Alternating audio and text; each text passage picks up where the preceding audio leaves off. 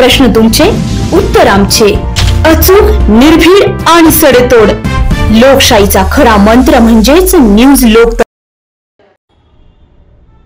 गेल्या काही दिवसांपासून अंदरसूल परिसरातील शेतात बिबट्यांचा वावर आढळून आल्याने शेतकरी व नागरिकांमध्ये भीतीचे वातावरण निर्माण झाले होते. याची तात्काळ दखल घेत वन विभागाने बिबट्याचा वावर असलेल्या शेतात जाऊन पाहणी केली असता बिबट्याच्या पाऊलखुणा आढळून आल्याने गुरुवार दिनांक 31 जुलै रोजी दुपारच्या सुमारास बिबट्याचा बंदोबस्त करण्यासाठी पिंजरा लावण्यात आला आहे.